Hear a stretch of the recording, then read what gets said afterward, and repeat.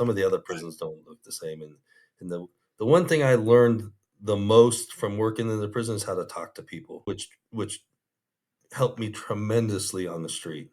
Mhm. People would even ask where I worked before when I was still a rookie. You know, what agency did you work at before? Because I could deal with people, I could talk to people. I knew that people, just because 'cause they're in prison, they're not a big piece of shit. Right. They made a mistake, you know, they're doing their time and they want out. They're not dirt bags, they're not, you know, the worst thing on, or there's some that are and that should never get out, don't get Yeah. me wrong, but the Well, majority.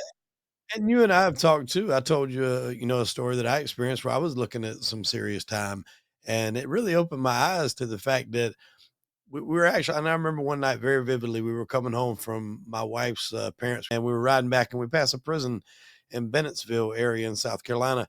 And I remember looking at that prison, and I'm thinking, there's a lot of people in there right now that probably aren't even supposed to be there. Now, don't get me wrong. I'm sure there's a good many of them that's right where they need to be, and they never need to leave.